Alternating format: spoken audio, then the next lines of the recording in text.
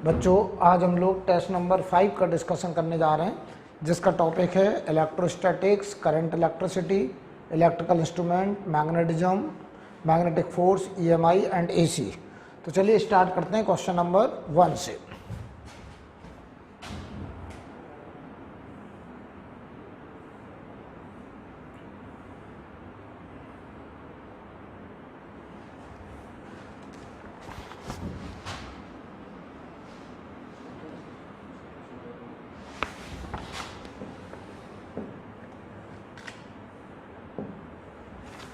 तो चलिए question number 1 पढ़ते हैं। 2 positive charges 9 microcoulomb 4 microcoulomb are located at the points with position vector i cap plus 3 j cap. बताइए 9 microcoulomb का ये पोजीशन वेक्टर है और 4 माइक्रोकूलम का ये पोजीशन वेक्टर है आई कैप माइनस 2 जे कैप प्लस के कैप।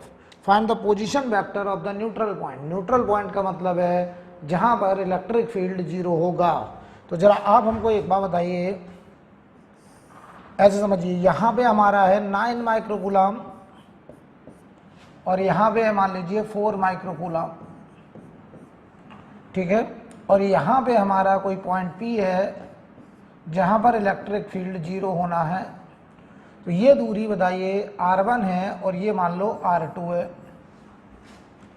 तो बताइए 9 माइक्रोकूलम का जो कोऑर्डिनेट है वो 1, 3, 0 है और इसका कोऑर्डिनेट है बताइए 1, -2, 1।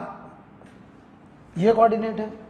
तो बताइए अगर यहाँ इलेक्ट्रिक फील्ड 0 होनी है तो पहले तो इलेक्ट्रिक फील्ड 0 करने के लिए बताइए कि अगर हम यहाँ टेस्ट चार्ज रखें तो ये 9 माइक्रोकूलम इधर जितने से रिपेल करे E1 उतने से ये इधर रिपेल करे E2 से। तो बताओ E1 का मॉडुलस और E2 का मॉडुलस बराबर होना चाहिए, इनकी न्यूमेरिकल वैल्यू बराबर होनी चाहिए। तो 1/4πε0 Q, तो K हो गया 1/4πε0 9/R1² बराबर K टाइम्स 4/R2 का स्क्वायर, ये लिखा जाएगा। तो यहाँ से जरा देख लीजिए R1/R2 की वैल्यू, R1/R2 की वैल्यू बताओ बेटा, क्या 3/2 आ जाएगी? यस। तो R1/R2 3:2 हो जाएगा। अब अगर हम बात करें आपसे यहाँ पर कि जरा बताइए कि ये 3:2 में डिवाइड करना है, तो आपने पढ़ा होगा कि ये बताओ R1 जो है R2 3:2, तो बताओ ये यहाँ पर ये M1 M2 रेशियो में अगर बटना है तो ये 3:2 है। तो बताओ भाई यहाँ पर x कोऑर्डिनेट क्या होगा उस पॉइंट का जो इसे 3:2 में बांटेगा। तो फॉर्मूला था M1 के साथ x2 प्लस M2 के साथ x1 upon M1 plus M2, जहां पर M1 M2 हो गया 3:2, तो M1 हो गया 3। तो ये बताओ 3 यहाँ का x कोऑर्डिनेट 1 प्लस 2 इंटू यहाँ का x कोऑर्डिनेट 1 अपॉन 3 प्लस 2। तो बताओ बेटा ये कितना आ रहा है? ये आ रहा आई कैप ओनली, तो 1 आ रहा है ये 1। चलो भाई सिमिलरली y कोऑर्डिनेट चलो निकालते हैं y कोऑर्डिनेट। तो y कोऑर्डिनेट हो जाएगा, देखो भाई M1y1 plus M2y2 upon M1 plus M2 हो जाएगा। तो बताओ 3 इंटू M1 के साथ ये y2 होगा और M2 के साथ ये y1 होगा। तो 3 इंटू y2 की जगह देखो -4 है, तो ये देखो -4 प्लस 2 इंटू यहाँ पे देखो 3 है और अपॉन बताइए जरा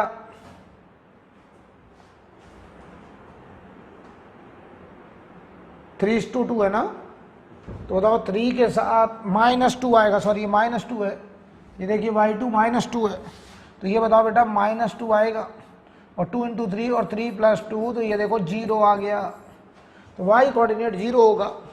सिमिलरली z कोऑर्डिनेट अगर चाहिए हमको, यहाँ लिख दें z, तो ये होगा M1 के साथ Z2 M2 के साथ Z1 upon M1 plus M2। M1 3 into Z2 की वैल्यू बताइए वहाँ पे 1 प्लस 2 इंटू Z1 की वैल्यू बताइए, इसका Z कोऑर्डिनेट 0 अपॉन 3 प्लस 2। तो ये बताओ 3/5 आ गया, यानी ये जो कोऑर्डिनेट है इसका कोऑर्डिनेट, ये जो पॉइंट है इसका कोऑर्डिनेट आया 1, 0, 3/5। तो बताओ इस पॉइंट P का हमारा कोऑर्डिनेट 1, 0, 3/5। तो बताओ इसका जो पोजीशन वेक्टर होगा, पोजीशन वेक्टर P पॉइंट का वो हो गया i cap plus 3/5 k cap. तो ये आंसर हो जाएगा ए पार्ट, राइट। आगे बढ़ते हैं क्वेश्चन नंबर 2 पर।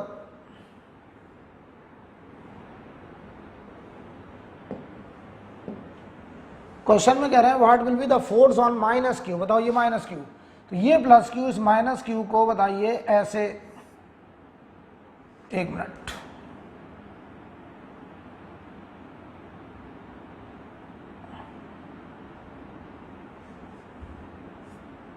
सवाल देखिए क्या है, what will be force on minus Q. इस माइनस क्यू पे हमें फोर्स निकालना, ध्यान दीजिए। तो बताओ ये 2q इस माइनस क्यू को अपनी तरफ ऐसे अट्रैक्ट करेगा, ऐसे, तो ये फोर्स मान लो F1, और ये प्लस क्यू इस माइनस क्यू को ऐसे अट्रैक्ट करेगा, मान लो F2, ठीक है। तो बताओ F1 की जो वैल्यू होगी, इधर लग रहा होगा F1 ऐसे, और इधर लग रहा होगा F2 ऐसे, ठीक है। तो F1 जो होगा बताओ वो k times 2q into Q upon 2a का स्क्वायर, और ये हो जाएगा i कैप, और ये बताओ बेटा कितना हो जाएगा, q into Q, k times q into Q upon ये बीच की दूरी है a स्क्वायर, और ये हो गया j कैप। तो बताओ भाई जो नेट फोर्स आएगा वो नेट फोर्स बताइए ऐसे आएगा F नेट। तो अगर हम F नेट लिखें, F नेट वेक्टर, तो बताओ यहाँ पर ये वैल्यू k बाहर ले लो, बल्कि q square upon a square बाहर कर लो, मैं तो कह रहा हूँ। इधर बचाओ क्या आ रहा है, j कैप, और इधर बोलो 1/2 i cap, j cap plus 1/2 i cap, last answer हो जाएगा। क्वेश्चन नंबर 3 की तरफ चलते हैं।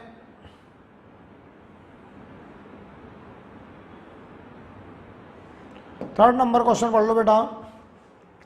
ए ring of radius R uniformly charged, find the distance of a point at axis from circumference of ring at which electric field will be maximum. कह रहे हैं बताओ इलेक्ट्रिक फील्ड कहाँ मैक्सिमम होगा। तो बताइए, आपको इतना पता है ये रिंग है, इस रिंग के एक्सिस पर याद करिए इलेक्ट्रिक फील्ड की मैक्सिमम वैल्यू, अगर हम कहते हैं इस रिंग पर यूनिफॉर्म चार्ज का डिस्ट्रीब्यूशन है, मान लो लैम्डा चार्ज डेंसिटी है ऐसे, तो आप याद करिए जरा इसका जो ग्राफ बन के आता था, याद करिए यहाँ सेंटर फील्ड 0 और ये फील्ड ऐसे मैक्सिमम होती थी कहाँ पर, r/√2 पर, और इधर फील्ड ये नीचे नेगेटिव में मतलब लेफ्ट साइड -r/√2 पर मैक्सिमम होती थी, ये सबको पता है। तो बताओ फील्ड मैक्सिमम ये रिंग हो गई, और इस रिंग के सेंटर से r/√2 पर इस पॉइंट पर इलेक्ट्रिक फील्ड की वैल्यू मैक्सिमम होगी। लेकिन हमसे बताओ बेटा क्या पूछा है, हमसे इस पॉइंट की दूरी सरकमफ्रेंस से पूछी है। तो ये देखो r है, तो सरकमफ्रेंस के किसी भी पॉइंट से ये दूरी निकालनी है, तो ये आएगा रूट के अंदर r² प्लस r/√2 का स्क्वायर, तो r²/2, तो ये आया बताओ 3r²/2। तो क्या बताइए, ये हमारा आंसर r बाहर हो जाएगा, रूट के अंदर 3/2, ये आंसर हो जाएगा। ठीक है, आगे बढ़ते हैं क्वेश्चन नंबर 4।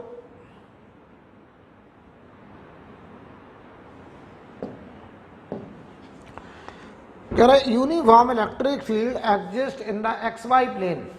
XY प्लेन में इलेक्ट्रिक फील्ड है, potential of point A, B and C are 4 volt, 16 volt, 12 volt.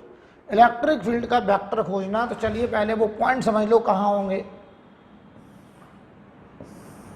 पहला पॉइंट बताओ, ए पॉइंट कहाँ पे, 2, 2 यहाँ कहीं मिलेगा, 2,2, दूसरा पॉइंट है -2,2 यहाँ मिलेगा और ये हो गया -2,2 और एक पॉइंट है 2,4 यहाँ मिलेगा 2,4।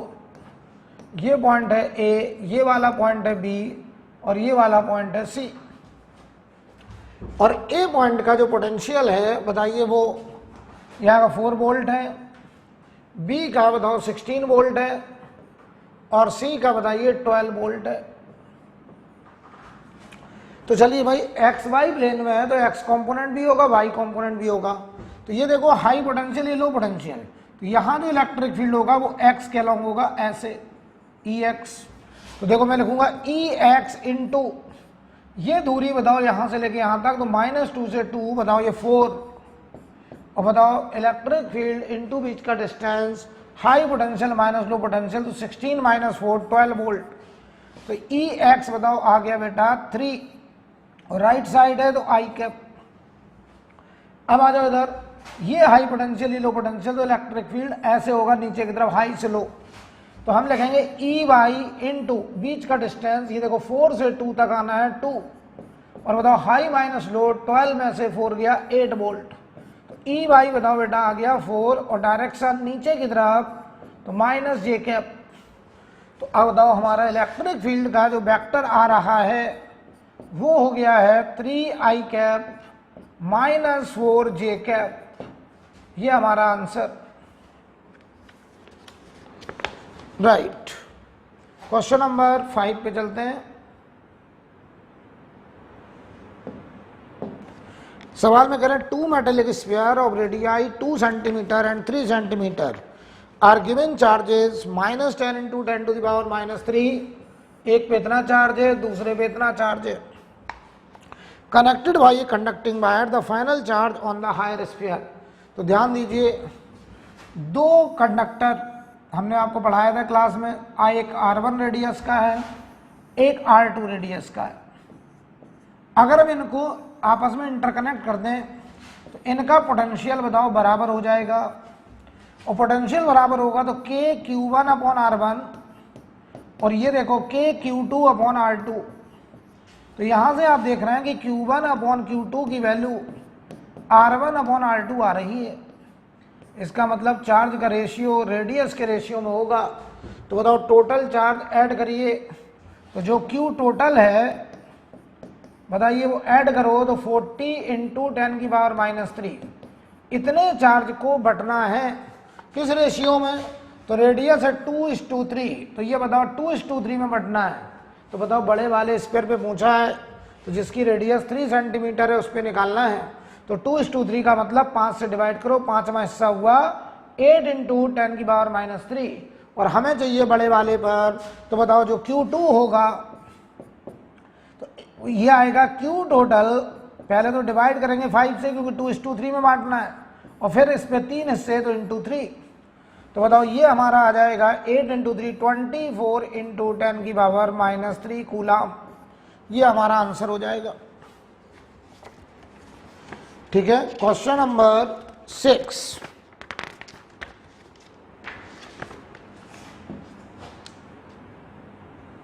क्वेश्चन नंबर 6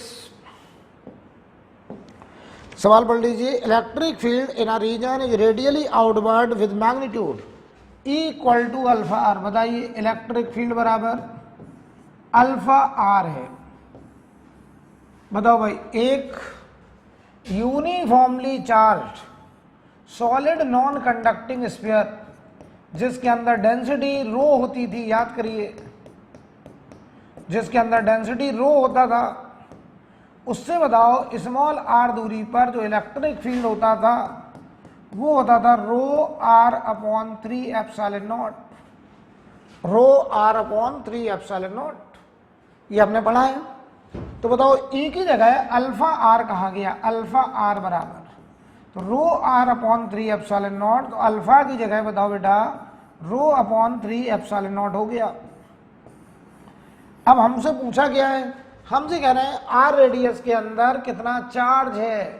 तो बताओ बेटा Q total ρ × total volume 4/3 πr3। यहाँ जो चार्ज है वो पूरा वॉल्यूम के अंदर भरा हुआ है। तो rho into 4/3 pi R cube. तो बता बेटा रो की वैल्यू क्या होगी 3 epsilon naught alpha into 4/3 pi R cube, ये आएगा। तो यहां से बताओ 3 से 3 कट गया, आंसर आएगा 4 alpha epsilon naught pi R cube, ये आंसर होगा। राइट। क्वेश्चन नंबर 7,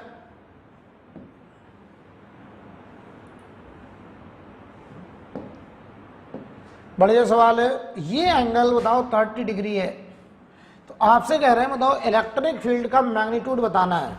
तो जरा सोचो, ऐसी कुछ बात है, ये लाइन एक 10 वोल्ट की लाइन है, ये 20 वोल्ट की लाइन है, ध्यान से देखिए, ये 20 वोल्ट है ये वाला और ये 10 वोल्ट है, और यहां पे लिखा है x इक्वल टू 20 सेंटीमीटर, यहां लिखा 10 सेंटीमीटर, ये ध्यान दीजिए सेंटीमीटर, ठीक है।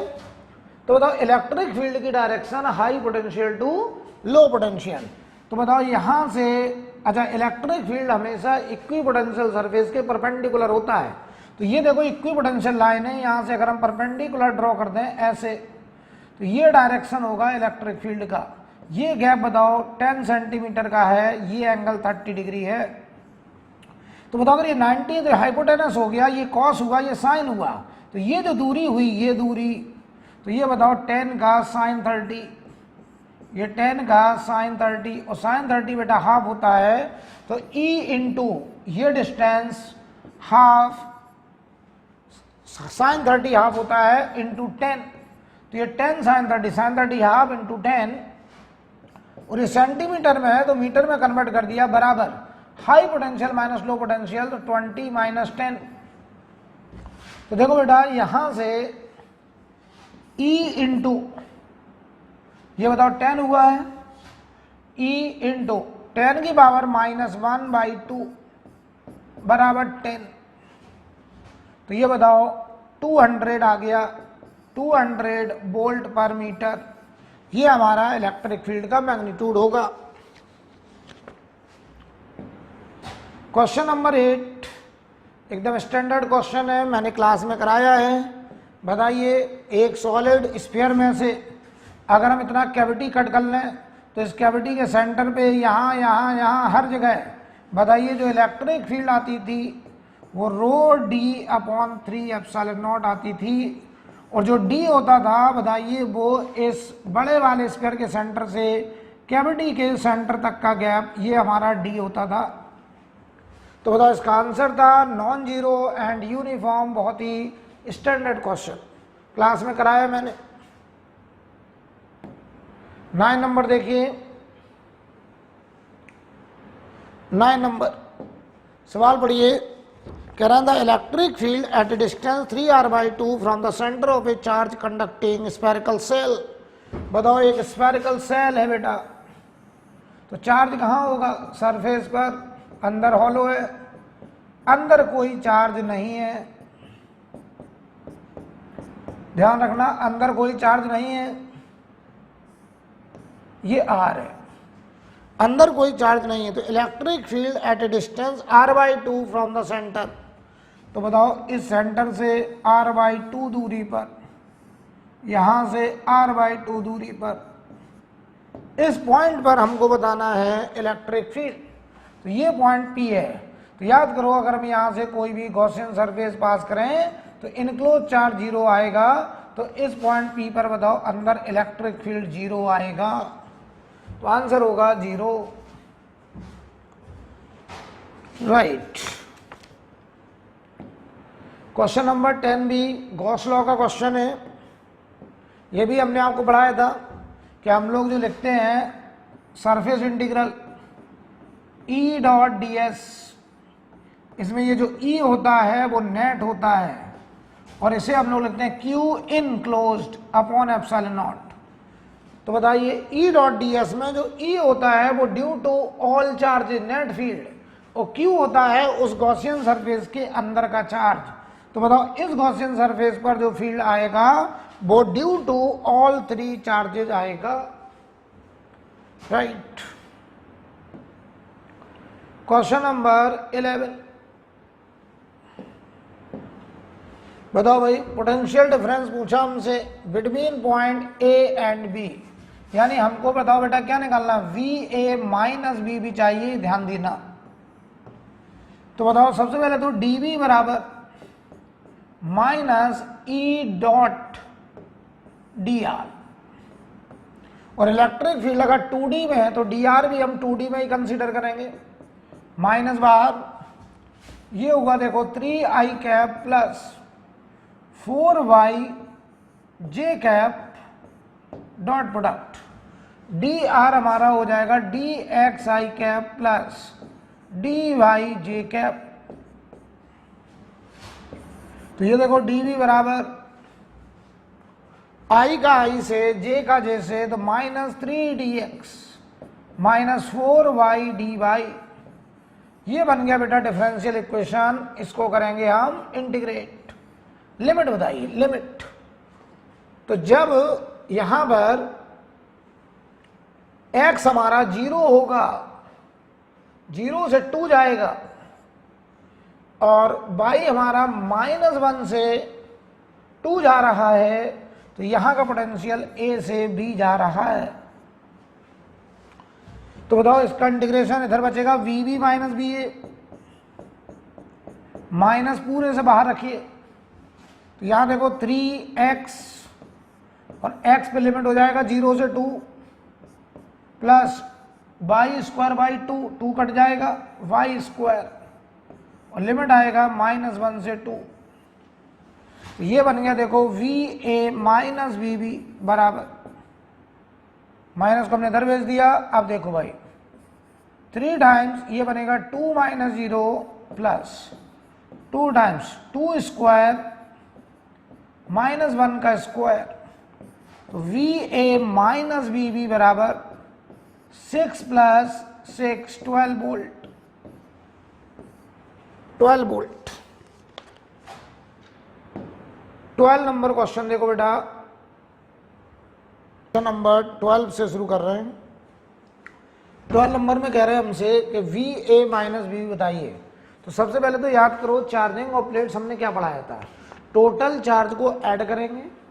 तो 6 4 10, 10 में से 2 गया 8, 8 का आधा आधा आउटर को देंगे 4q, यहाँ 4q। अब ये और ये मिलके 4q होगा, तो ये 0, यहाँ पे भी अपोजिट 0, तो यार ये होगा -2q, ये होगा +2q। अब यहाँ फील्ड होगा प्लस से माइनस ऐसे, तो जो vb माइनस बी ए होगा वो होगा 2q upon A epsilon naught into, ये डिस्टेंस बताइए d दी गई है, ये डिस्टेंस d है क्वेश्चन में, तो ये बताओ इंटू डी, ठीक है। अब बताइए अब हमको जरा, तो V A minus V B क्या होगा, V A minus V B हो जाएगा -2q upon A epsilon naught into D,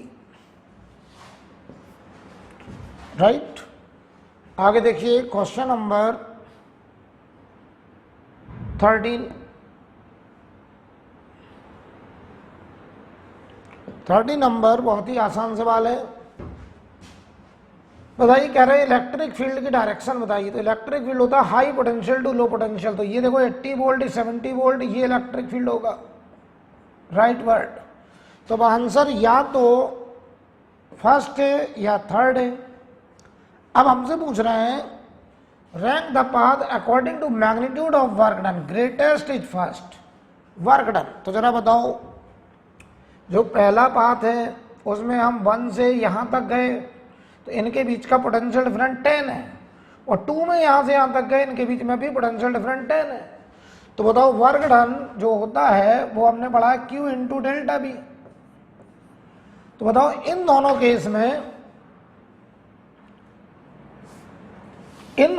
में W1 और W2 बराबर होगा, क्योंकि दोनों में पोटेंशियल डिफरेंस 10 वोल्ट है।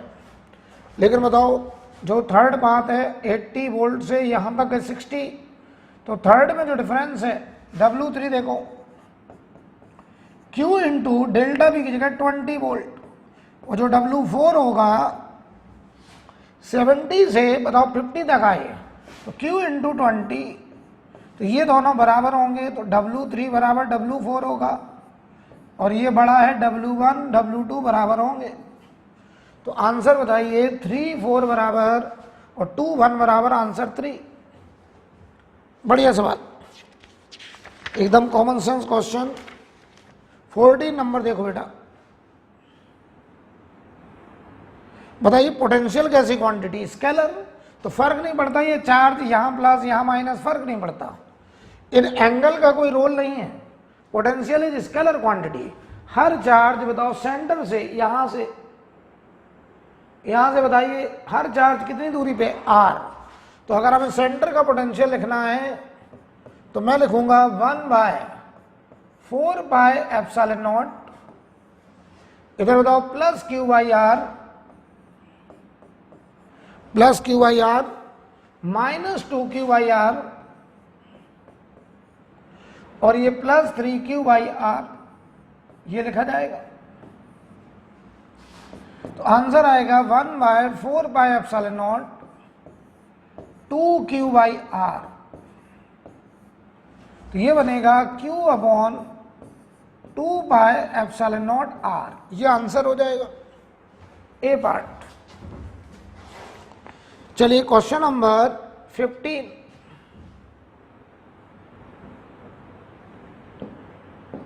सवाल पढ़िए। ये C1 जो है वो C है, C2 जो है वो 2C है, और C3 बताओ 3C है, और ये 4C है।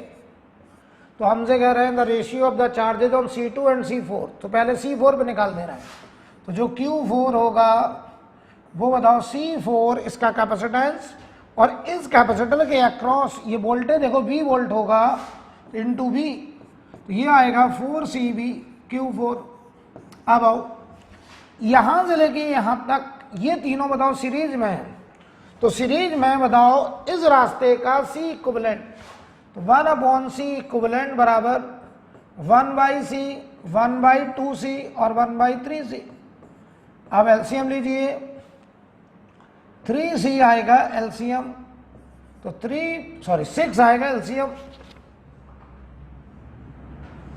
तो अगर बताओ एलसीएम 6C आएगा तो ये बताओ 6 + 3 + 2 1/C इक्विवेलेंट, तो C इक्विवेलेंट की वैल्यू होगी बेटा 6C/11। तो बताओ इस रास्ते में जो चार्ज आएगा वो तीनों पे बराबर जाएगा, तो जो Q2 होगा बताओ वो C इक्विवेलेंट इंटू यहां से लेके यहां तक का वोल्टेज अगेन V है, तो 6C/11 इंटू V। तो हमको बताओ Q2/Q4 चाहिए, तो बताओ CV तो कट जाएगा 6/11/4, तो ये बताओ 3/22 आंसर 3/22, राइट। क्वेश्चन नंबर 16, बहुत ही बेसिक क्वेश्चन है। एक पैरेलल प्लेट कैपेसिटर है और इसकी प्लेट के बीच में हमने एक बैटरी का कनेक्शन बना रखा है, ऐसे एक बैटरी का कनेक्शन है ऑलरेडी। कह रहे हैं बताइए अब हमने इसमें एक डाइलेक्ट्रिक भर दिया, बताओ अगर V0 वोल्ट की बैटरी है तो हम इसमें डाइलेक्ट्रिक भरें कुछ भी करें, बताओ वोल्टेज बदलने वाला नहीं है, वोल्टेज तो बदलने वाला नहीं है, तो पोटेंशियल डिफरेंस चेंज नहीं होगा। इलेक्ट्रिक फील्ड बताओ, पोटेंशियल डिफरेंस होता है इलेक्ट्रिक फील्ड इनटू बीच का डिस्टेंस, तो ये बताओ प्लेट के बीच का गैप नहीं बदला, वोल्टेज वही है, गैप वही है, ये देखो कांस्टेंट, यार ये भी कांस्टेंट, तो बताओ इलेक्ट्रिक फील्ड भी क्या रहेगा, कांस्टेंट। तो कह रहे हैं कौन सी क्वांटिटी इंक्रीज करेगा, ये भी नहीं बदला। स्टोर्ड एनर्जी, अच्छा बताओ ईएमएफ ऑफ बैटरी, ये भी नहीं बदला। स्टोर्ड एनर्जी क्या होता है, एनर्जी 12 CV², लेकिन जब तुम डाइलेक्ट्रिक भरोगे तो नई एनर्जी 12 कैपेसिटेंस के टाइम्स हो जाएगा, क्योंकि जब डाइलेक्ट्रिक नहीं था तब कैपेसिटेंस था ε0 A/d, और डाइलेक्ट्रिक भरने के बाद कैपेसिटेंस ε0 के A/d हो जाएगा, राइट। आगे देखिए क्वेश्चन नंबर 17 कह रहे हैं इक्विवेलेंट कैपेसिटेंस। चलिए भाई हमको ए और बी के बीच में, तो बताओ ये टर्मिनल ए है और इस टर्मिनल का नाम भी देखो ए होगा, तो भाई यहां पे कोई टर्मिनल पी मान लो। तो देखो ये वाला कैपेसिटर 1 माइक्रोफैरड ए से पी के बीच में लगा है, ये वाला भी ए से पी के बीच में लगा है 1 माइक्रोफैरड। ये वाला यूज हो गया, ये वाला यूज हो गया। ये देखो पी से बी की तरफ, तो पी से बी के बीच में यहां पे बी टर्मिनल है और ये 1 माइक्रोफैरड। अब देखो ये हमारा ए से बी के बीच में है, तो यहां पर ऐसे ए से बी के बीच में है एक कैपेसिटर ऐसे लगा है 2 माइक्रोफैरड। अब तो बताइए सवाल एकदम आसान है, ये दोनों पैरेलल, उसके साथ ये सीरीज, उसके साथ ये पैरेलल, तो 1 और 1 पैरेलल में 2, 2 और 1 सीरीज 2/3 और 2/3 के साथ 2 पैरेलल, तो सी इक्विवेलेंट 2/3 प्लस 2, आंसर होगा 8/3। ये आंसर आएगा। 18 नंबर देखिए,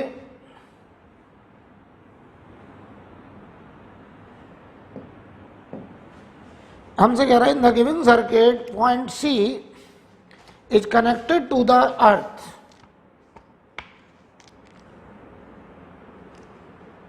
पॉइंट सी, ये सी पॉइंट है बेटा, ये सी कर लो, ये बी है, ठीक है। Point C is connected to the earth and a potential of plus 2000 volt is given to the point ए।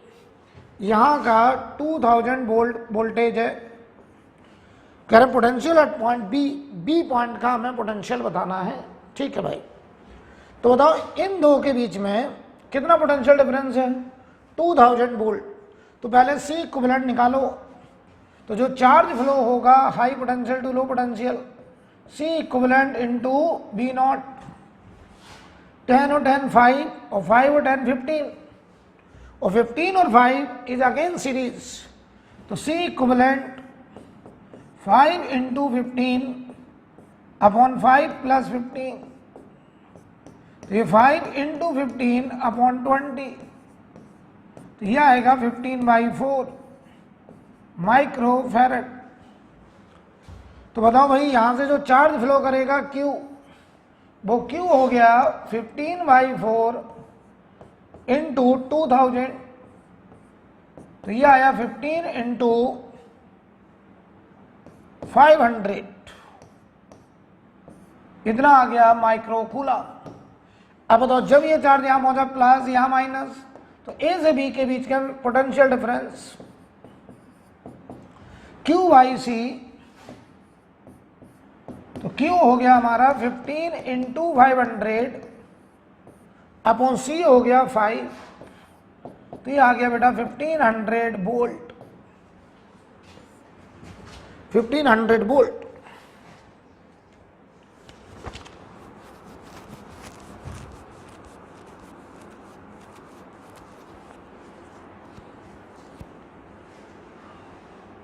तो बताओ इसके अक्रॉस 1500 वोल्ट का ड्रॉप आया है, ध्यान दो बेटे गलती हो जाएगी।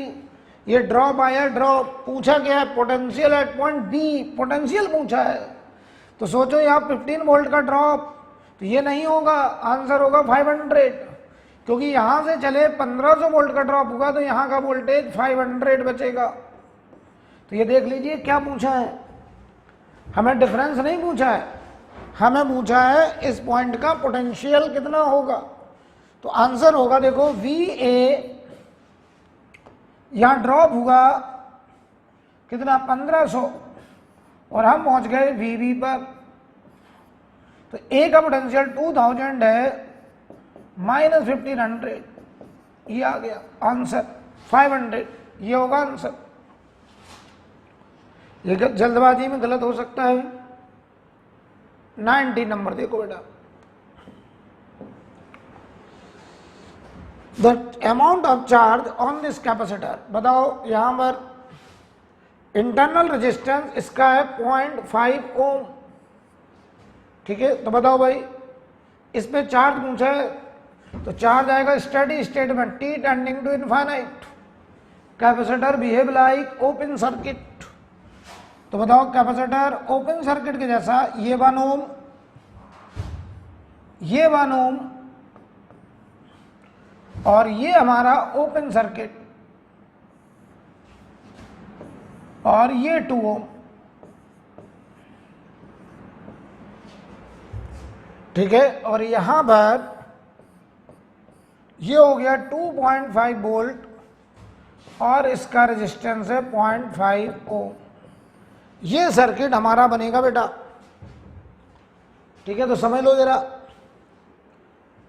तो हमसे कह रहे हैं बताइए कितना यहां पर चार्ज पहुंचेगा, तो इसके अक्रॉस हमें पहले वोल्टेज निकालना पड़ेगा। तो बताओ करंट ऐसे जाएगी, तो 2 ओम और 2.5, तो यहां से जो करंट जाएगी बताओ 2.5 वोल्ट अपॉन 2.5 ओम 1 एम्पियर, तो 1 एम्पियर करंट ऐसे जा रही होगी, तो यहां पे ड्रॉप होगा 1 वोल्ट IR, यहां 1 वोल्ट IR, तो यहां पे 2 वोल्ट का ड्रॉप होगा, क्योंकि जो वोल्टेज का ड्रॉप यहां होगा वही वोल्टेज का ड्रॉप यहां होगा, और ये 2 वोल्ट। तो बताओ इसकी कैपेसिटेंस है 5 और 2 वोल्ट का ड्रॉप, तो बताओ इस पर जो चार्ज होगा Q बराबर CB। तो कैपेसिटेंस है 5 और वोल्टेज आया 2, आंसर होगा 10 माइक्रो कूलम। ये आंसर आ जाएगा, नोट कर लीजिए।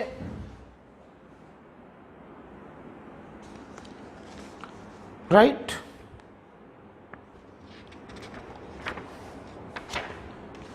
Question number 20।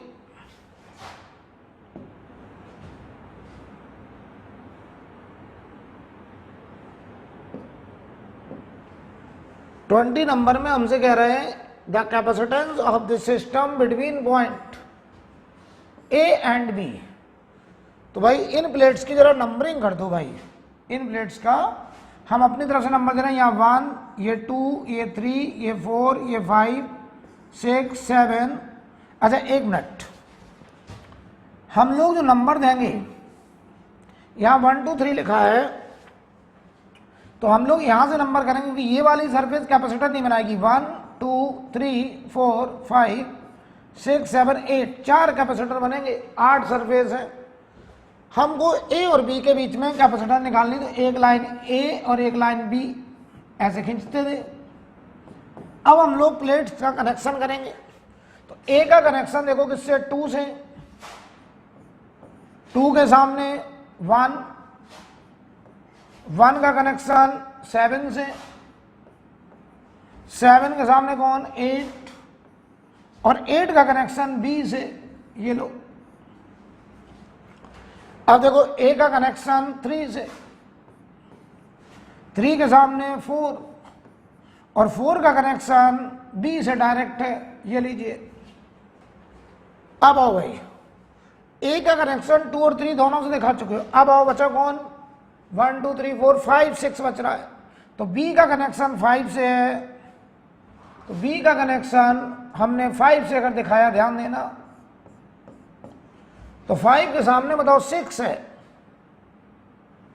देखना यहां 5 और 5 के सामने 6, और 6 का कनेक्शन देखिए 4 और 1 से, तो 6 का कनेक्शन यहां 1 से और ये 4 से भी हो गया, नहीं, यहां पर हमने B का कनेक्शन बताइए 5 से किया, और 5 के सामने 6 है, और 6 का कनेक्शन 7 और 1 से, तो 7 और 1 से, तो ये वाली लाइन नहीं होगी, ये वाली लाइन नहीं होगी, ऐसे आएगा, ठीक है, ये होगा। देख लो भाई, जो हमारा 6 नंबर है उसका कनेक्शन देखो 7 और 1 से है, तो ये 6 का कनेक्शन 7 और 1 से। अब बस आसान, ये हटा दीजिए, इसको हमने यहां दिखा दिया बीच में। अब देखो बेटा, ये C और ये C सब C है, C और C 2C, 2C के साथ C सीरीज, तो बताओ 2C/3 उसके साथ ये पैरेलल प्लस सी, आंसर 5c/3। तो 5/3 epsilon naught a by D, C की वैल्यू है epsilon naught a by D, तो सी इक्विवेलेंट आएगा 5/3 epsilon naught a by D, ये आंसर हो जाएगा। राइट, आगे बढ़ते हैं क्वेश्चन नंबर 21।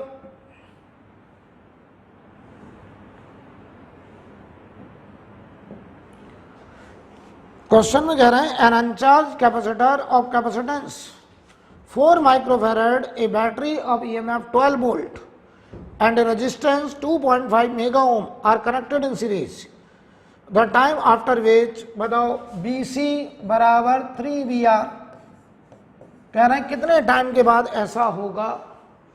तो पहले तो एक बात बताओ, यहां जो RC की वैल्यू है वो कितनी है, RC की वैल्यू R देखो 2.5 मेगा और C है 4 माइक्रो, तो 2.5 इंटू 4 10 आएगा ये, इसकी यूनिट होगी सेकेंड, टाइम कांस्टेंट। अच्छा ये मेगा 10 की पावर 6 है, ये 10 की पावर -6 से मल्टीप्लाई होकर 1 हो जाएगा, तो 10 आएगा।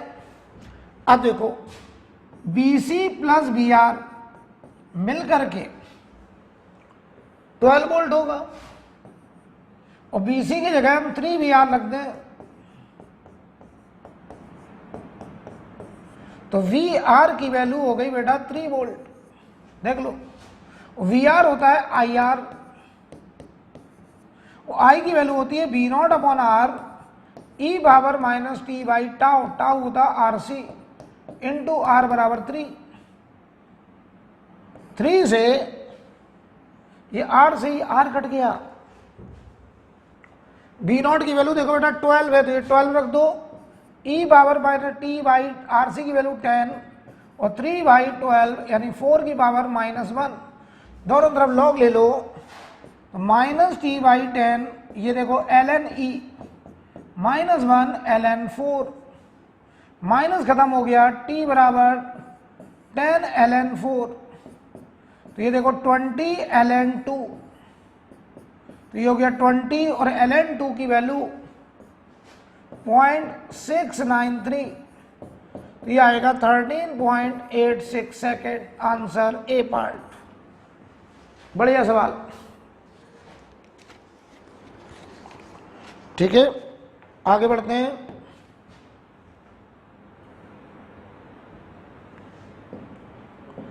कह रहा आइडियल अमीटर, बताओ आइडियल अमीटर किसे कहते थे, जिसका resistance tending to 0, ideal voltmeter जिसका resistance tending to infinite are connected as shown in the figure, the ammeter and voltmeter reading. तो बताओ बहुत आसान है यार, ये तो 12 और 12 पैरेलल में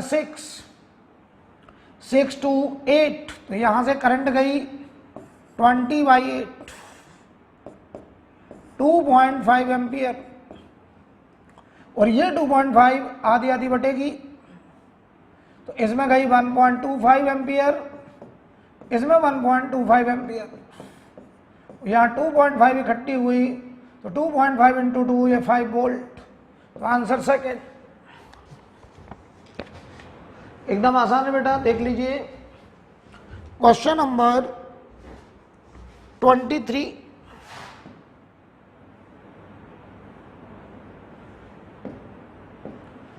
कह रहे हैं 100 ohm galvanometer gives full scale deflection at 10 milliampere। तो बताओ जो IG है full scale deflection current of ordinary galvanometer is 10 milliampere और गैल्वेनोमीटर का रेजिस्टेंस कैपिटल G 100 ओम। और आगे बढ़िए, how much shunt is required to read 100 milliampere. तो हम चाहते हैं उसी ऑर्डिनरी गैल्वेनोमीटर से एक ऐसा अमीटर बनाना जो 100 मिली एम्पियर तक रीड कर सके। तो हम लोग क्या करते थे, गैल्वेनोमीटर के कॉइल के साथ पैरेलल में एक शंट रेजिस्टेंस लगाते थे। यहां से करंट I आता था, इस रास्ते में IG जाता था और इस रास्ते में I माइनस IG जाता था। तो हम लोग लिखते थे IG इंटू जी बराबर I minus IG into S. तो हमको बेटा शंट चाहिए, तो I G into G upon I minus I G. बताओ आई जी कितना है 10 इंटू जी कितना है 100, आई है हमारा 100 मिली एम्पियर माइनस 10। तो ये बताओ एस बराबर नीचे 90 हो गया, तो 100 अपॉन 9 बचा 11 पॉइंट, तो आंसर आएगा 11.11 ओम। ये आंसर है। आगे बढ़ते हैं 24 नंबर।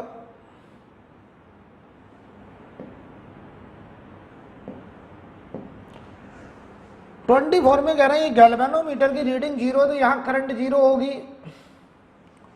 तो बताओ यहाँ से यहाँ तक वोल्टेज 2 वोल्ट, तो यहाँ पर भी 2 वोल्ट। तो अगर हम यहाँ किरचॉफ वोल्टेज लॉ लगाएं तो यहाँ 12 वोल्ट का रेज, यहाँ 2 वोल्ट, तो यहाँ 10 वोल्ट।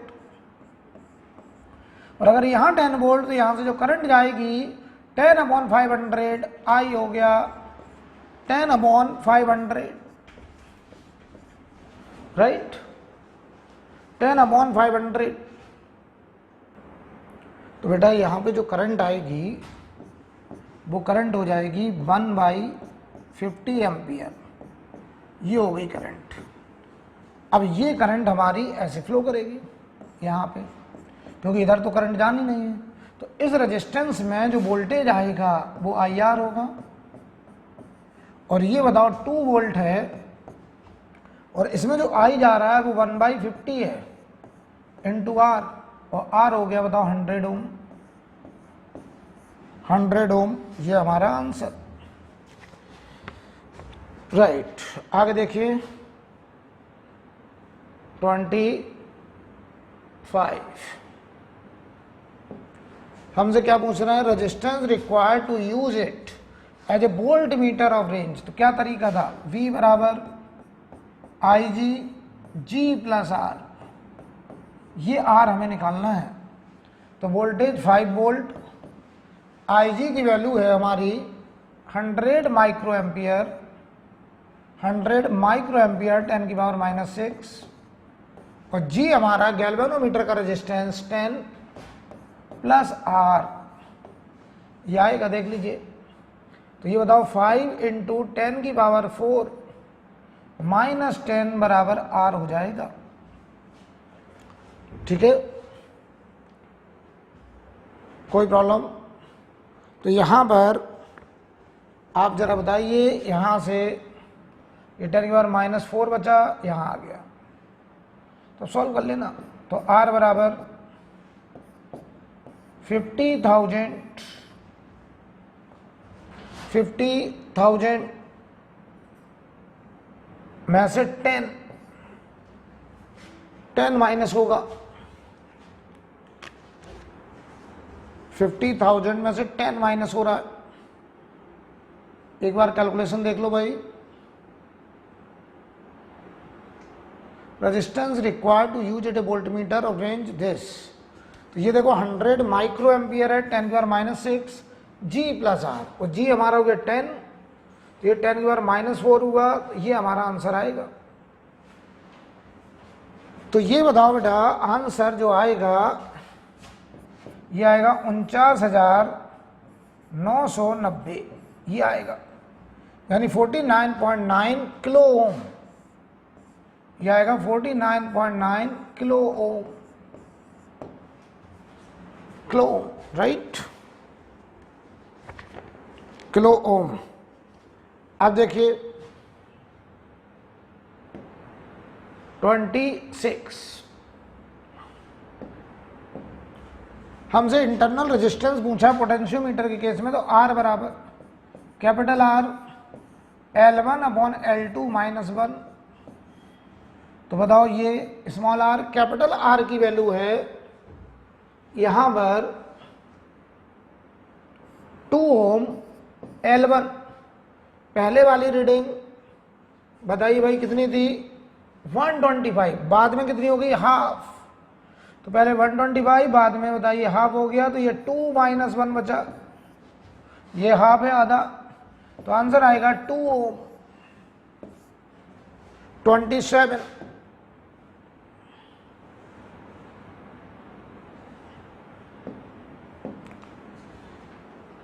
बताइए भाई, कह रहे ratio of EMF potentiometer null points when two cell are joined in series to support each other. Support अगर ईच अदर होगा तो E1 प्लस E2 बराबर K टाइम्स, और बताइए नल डिफ्लेक्शन हमको मिल रहा था पहले 6 मीटर पे, तो ये 6, बाद में जब अपोज करा तो E1 minus E2 K times, और नल डिफ्लेक्शन मिल रहा है 2 मीटर पे, तो दोनों को डिवाइड करो, E1 plus E2, E1 minus E2, यह आ गया 3/1।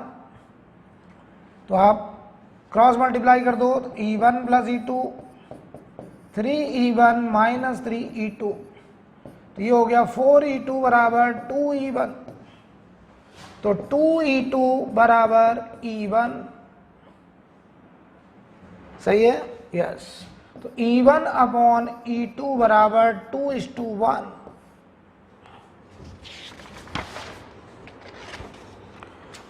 चलिए 28 नंबर पोटेंशियोमीटर का है, ये आप कर लेंगे। आगे बढ़ते हैं 29 नंबर। 29 नंबर में बताइए कि ratio of magnetic field at the centre of the coil to the axial.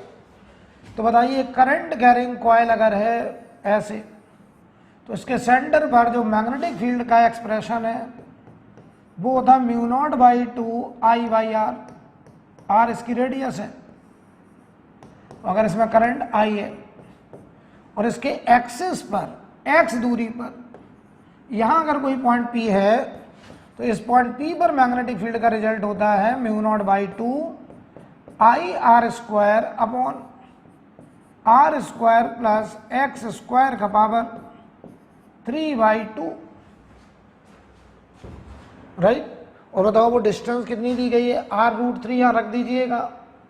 तो इनका रेशियो पूछा है, तो बताओ B centre upon B axis P point पर, ये पूछा है।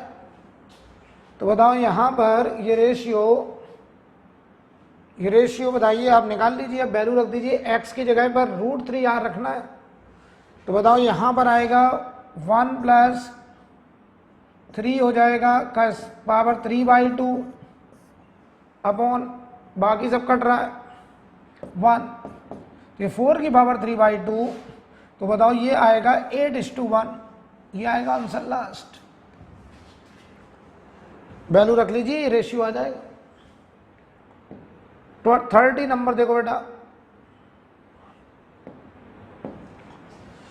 बताओ मैग्नेटिक फील्ड पूछा है टोरॉइड के सेंटर पर, तो μ0NI and total number of turns upon 2πr ये होता था।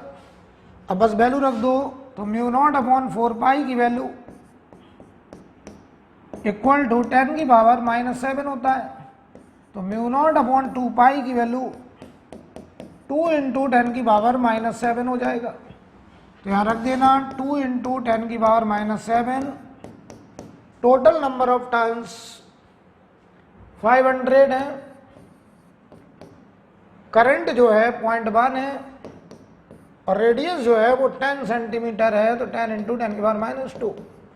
सॉल्व कर लीजिए भाई, तो आप पाएंगे 10 की पावर -4, ठीक है, 10 की पावर -4। सॉल्व कर लीजिए। अब आइए 31, हमें बताइए फोर्स निकालना है। तो पॉइंट A यहां से शुरू हुआ है, C यहां पे है, तो हमने क्या बताया था कि यूनिफॉर्म मैग्नेटिक फील्ड में किसी भी करंट कैरिंग वायर पे जो मैग्नेटिक फोर्स लगता है वो शॉर्टेस्ट लेंथ पे लगता है। तो A से C के बीच की दूरी ये होगी, ये करंट A से C जा रहा है, तो AC वायर ऐसे लेंगे, ऐसे करंट, ये A और ये C, और ये बताओ 8 है, ये 6 है, तो ये होगा 10 सेंटीमीटर, और मैग्नेटिक फील्ड अंदर है, तो मैग्नेटिक फोर्स की डायरेक्शन इधर ऐसे आएगा, और ये हो जाएगा ILB।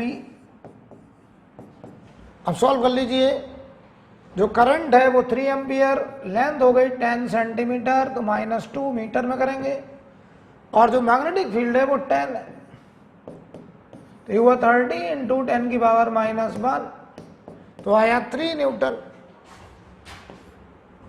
3 न्यूटन, ठीक है। 32 भी एकदम 31 के जैसा है, आप कर ले जाएंगे। 33 देख लो, 33 बहुत आसान है। आपने दो डाइपोल ऐसे रखे, तो हमसे कह रहा है magnetic moment of the system, तो एक का मैग्नेटिक मोमेंट अगर ये है m, तो दूसरे का ये होगा m, तो ये दोनों 90 में है, तो रिजल्टेंट आएगा √2m। बहुत ही आसान। 34, the vertical component of the earth magnetic field is 0 at a place where the angle of dip, बताइए भाई एंगल ऑफ डेप 0, जहां पर आप कह रहे हैं कि जो वर्टिकल कंपोनेंट है मैग्नेटिक फील्ड का वो 0 हो जाए, यानी पूरी की पूरी मैग्नेटिक फील्ड हॉरिजॉन्टल हो जाए। और वो बताइए यहां पे होता था पोल्स पर, ऐसे पोल्स पर, राइट। तो ये एंगल ऑफ डेप 0, तो ये सब आपको पहले से पता है, सब क्लास में कराया गया है। इस क्वेश्चन में बताइए total intensity of the field, तो बताओ भाई horizontal component total field cos delta, और ये हमारा एंगल ऑफ डिप है, और एंगल ऑफ डिप 45, तो ये बताओ कितना दिया गया B0, ये हमको निकालना है, और ये cos 45 1/√2, तो नेट मैग्नेटिक फील्ड हो गया √2 B0, √2 B0। 36, an electron and a proton and a deuteron move in a magnetic field with same momentum, बताओ मोमेंटम सबका बराबर है। प्रोटॉन क्या होता है 1h1, इसका चार्ज होता है +E। इलेक्ट्रॉन क्या होता है -1e0, इसका चार्ज है -E। और ड्यूट्रॉन क्या होता है 1s2, इसमें भी एक प्रोटॉन होता है, तो चार्ज इसका भी +E। तो रेडियस बताओ मैग्नेटिक फील्ड में होता था mv/qb। मोमेंटम सबका बराबर है, मैग्नेटिक फील्ड भी सबके लिए बराबर है, और चार्ज देखो सबका बराबर है मैग्नीट्यूड में, तो रेडियस प्रोटॉन का, इलेक्ट्रॉन का, ड्यूट्रॉन का सब बराबर आ रहा है, तो आंसर होगा 1:1:1। देख लीजिए भाई क्वेश्चन नंबर 37,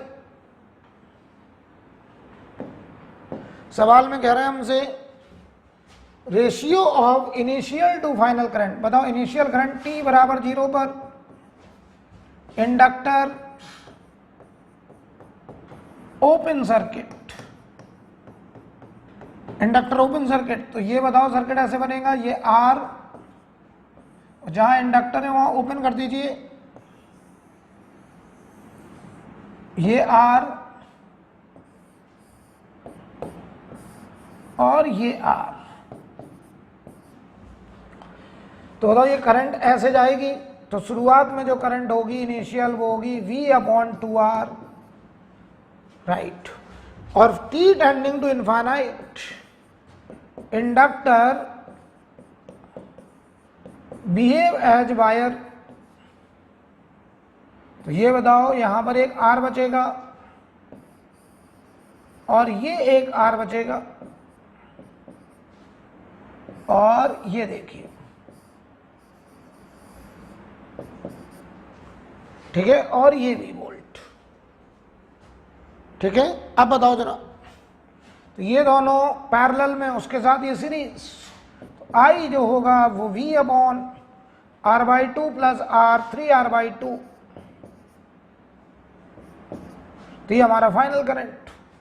तो तो हमको I initial upon I final चाहिए। तो 3r/2 ऊपर, नीचे 2r, ये आएगा 3/4 आंसर। बड़े सवाल, ऐसा सवाल वो लोग पसंद करते हैं। 38 नंबर देखो,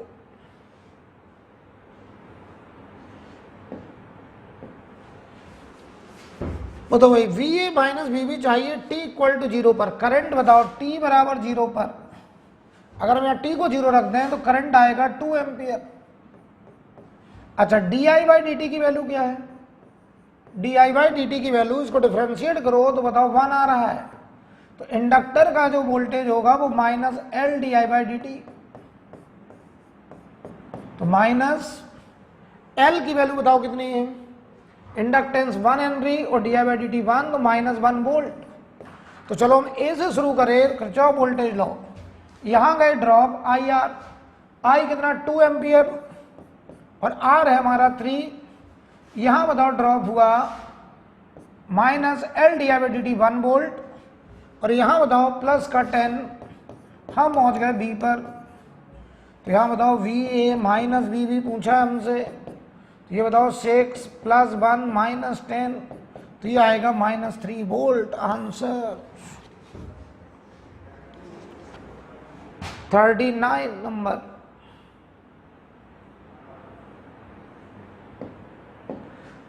में कह रहे हैं ए कॉइल ऑफ रेजिस्टेंस 10 ओम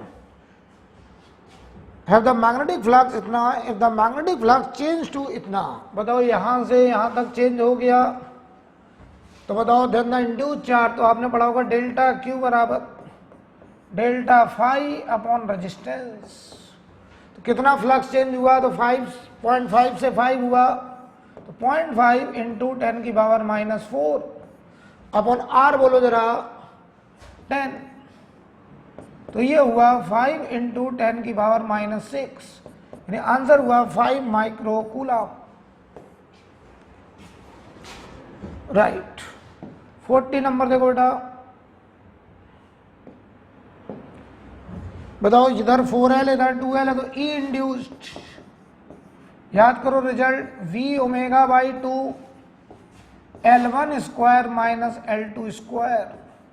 तो ये हमारा L1 होगा और ये हमारा L2 हो जाएगा। राइट। तो बताओ भाई, तो V ω/2 L1 स्क्वायर का मतलब 4L का स्क्वायर माइनस L2 की जगह 2L का स्क्वायर, तो ये बनेगा देखो V ω/2, 16 में से 4 गया 12L स्क्वायर, तो आंसर होगा 6B ω/L स्क्वायर आंसर। ठीक है, आगे देखिए,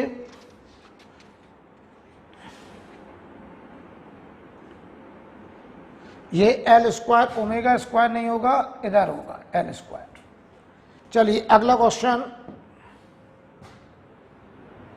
ये ट्रांसफार्मर का क्वेश्चन है। कह रहा है current in the primary coil of a transformer. बताओ भाई, हम ट्रांसफार्मर को आइडियल मानेंगे अगर कुछ नहीं लिखा है। ये 22 वोल्ट है और ये 220 ओम है, तो current in secondary 22 volt upon 220 ohm 1/10 ampere. और अगर आइडियल ट्रांसफार्मर है तो I1 E1 बराबर I2 E2, पावर इनपुट बराबर पावर आउटपुट। तो हमें बताओ करंट इन प्राइमरी I1 निकालना है। ये 220 है, ये 1/10 आया है, ये 22 है, 22 से गया 10, तो I1 की वैल्यू 1/100 यानी 0.01 एम्पियर। राइट। 42 नंबर देखिए भाई, 42 भी आसान है। 50% पावर लॉस्ट हो रहा है, तो आप क्या लिखेंगे? अगर 50% लॉस हो रहा है तो सिंपल सा तरीका है, आप power output half of power input लिख दीजिए, सॉल्व कर लेना। तो ये E2 I2 बराबर हाफ ऑफ E1 I1। अब सॉल्व कर लीजिएगा, आंसर आ जाएगा 43 नंबर देखो बेटा।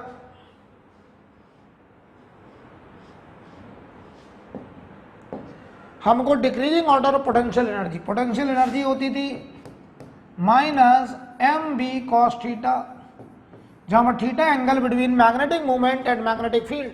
तो जब थीटा ऑब्ट्यूज होगा, यहां देखो थीटा 180 है, ये यूनिट वेक्टर है मैग्नेटिक मूवमेंट का, यहां पे ये ऑब्ट्यूज एंगल है। तो बताओ जब ये थीटा 90 से बड़ा तो प्लस का आएगा, तो सबसे ज्यादा पोटेंशियल एनर्जी 1 में, उसके बाद 4 में, उसके बाद देखो ये 90 है तो ये 0 2 में। और बताओ ये हमारा थीटा एक्यूट है, तो ये बताइए जरा निगेटिव में आएगा U3, तो ये आंसर होगा, answer third right. 44 number, R equal to 100 ohm, ये रेजिस्टेंस जो है 100 ओम है। वैल्यू ऑफ X ये पूछा है, and I in the given circuit. बताओ ये हमारा VL और BC बराबर है, तो क्या बताओ VL बराबर BC कब होता है? जब कंडीशन होती रेजोनेंस। तो ये रेजोनेंस कंडीशन का सवाल है। और यहां बताओ VZ बराबर VR होता है। तो बताओ जो X है, BZ हमारा, तो V सोर्स बोल दो इसको, V सोर्स बराबर VR। तो ये 220 और VR को इन्होंने X कहा है, तो X की वैल्यू 220 होगी। और करंट बताओ इस केस में, तो जो Z इंपिडेंस होता है वो R के बराबर। तो ये सोर्स वोल्टेज अपॉन Z, तो ये 220 अपॉन Z की जगह R है 100, तो 2.2 एम्पियर। तो 2.2 एंड 220 आंसर होगा थर्ड। ये रेजोनेंस कंडीशन का सवाल है। और आखिरी सवाल 45, सवाल पढ़ लीजिए। E का कोसाइन है और करंट का फंक्शन साइन है, इनके बीच में फेज डिफरेंस जो फाई है वो 90 डिग्री। तो बताओ पावर डिसिपेटेड, तो पावर डिसिपेटेड याद करो IRMS VRMS cos फाई।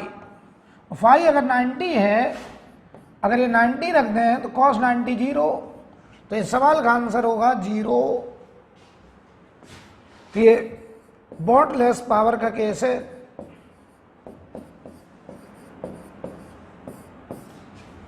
तो ये हमारा टेस्ट नंबर 5 कंप्लीट हुआ। हम लोग टेस्ट नंबर 6 में मिलते हैं।